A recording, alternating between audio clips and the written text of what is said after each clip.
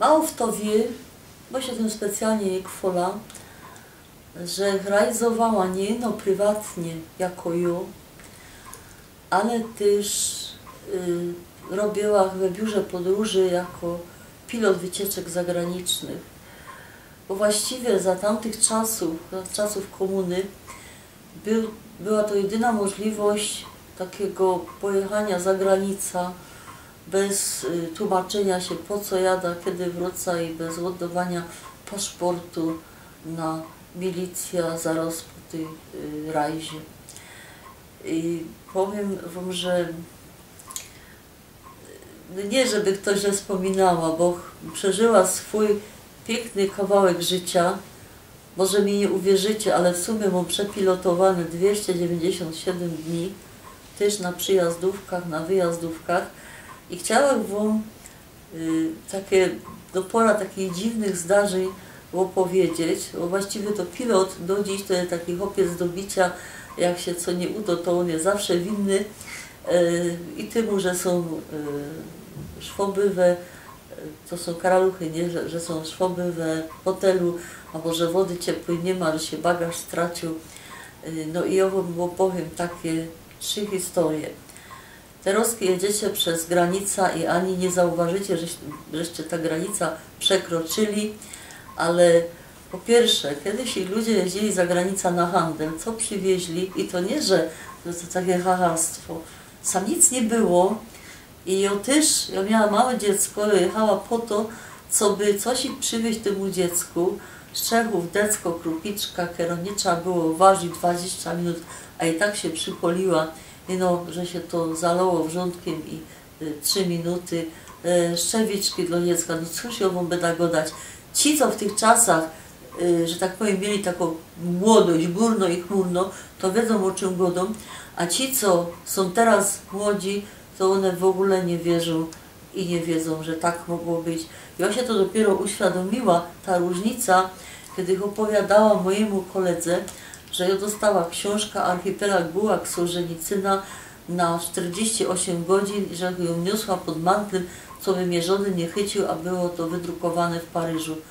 A on tak się dziwił na mnie i godo, ach to, my to mieli jako lektura. I ja się na niego dziwię, jak to lektura, on godo, no. Więc to jest ta różnica, to ja nie będę się tu rozwodzić, powiem wam śmieszne. Pierwsza rzecz była taką, jechałam na Węgry z taką wielką grupą z Huty Katowice na odpoczynek. No powiecie, aleście się fajnie mieli, nie? 2 tygodnie nad Balatonem za darmo. No a ja musiała jeszcze przejść ta odprawa celną. I ja miała takiego chłopa we grupie. Ja wam powiem, że aż szkoda mi, że nie mogła padać jego nazwiska, bo te nazwisko, one było dokładnie do tego, co się działo. Ten chłop, on wyglądał tak całkiem normalnie. Pokazało się, że on taki do końca pewny nie jest, bo on na te wczasy wiózł 24 pory adidasów tam na Węgry. Na Węgrzech się zawsze sprzedawało odzież, nie? No i oczywiście coś miał w siebie, że żadnego nie skontrolowali i onego. No i my tam, Kasik, stoimy na jakimś takim przejściu granicznym, co było bardziej dogodne. Nie było tam takiej izby celnej, co by to szło skować. No i ten hop, on to musiał te pakiety dźwigać, Kasik tam do depozytu, a my 4 godziny stoli. Na mnie wszyscy w tym czasie przezywali, że ja go nie ostawiła. No nie mogła, bo on miał voucher zapłacony, miał wycieczka. I od tego momentu z tym hopem to ja miała każdy dzień utropa, bo miał jakiegoś takiego pecha, że ja w zasadzie każdy dzień tam nad tym balatonem, w tym balaton to albo z nim szła do lekarza, albo na policję, albo coś. Do takiego pierwszego dnia siadł się na deskę surfingową, palec od nogi mu się zaplątał welinka i mu ten palec prawie wyrwał. No ja znała ruski, a Węgrzy znają węgierski. To do dziś tak jest. Niemieckiego też nie znali i no te stare pokolenie, no 2 języki, że zna, ale to mi nie pomogło. No ale ten palec było widać, no to ja spędziła 5 godzin z tym hopem na pogotowiu. Na drugi dzień pokazało się, że mu ukradli, jeszcze, bo przechował jeszcze 6 tych szczewików, te szczewiki mu ukradli. Potem mu ukradli portfel, potem mu trzeba było ściągnąć gips z tej nogi, bo to mu się tam coś maźglało. W każdym razie, ja już wszystkiego nie pamiętam, ja pamiętam te szczewiki i ten urwany palec. Także jak już się z nimi pożegnała, nie, to że dychła. Druga rzecz jest taką, no, bardziej śmieszną, to było w Jałcie. Ja miała pierwsza grupa i my mieli tak zwany szwedzki stół. Ja wam na wszelki wypadek powiem, co to jest szwedzki stół, chociaż tu teraz każdy wie. No, że się przychodzi na posiłek, bierze się co chce, no i je się w takich określonych godzinach. No śniadanie tam było od 8 do 10. Mieszkaliśmy w najpiękniejszym hotelu w Jałcie. Plaża to tak jak kamienie, małe jak Taschentuch, także nie było tam specjalnie pięknie.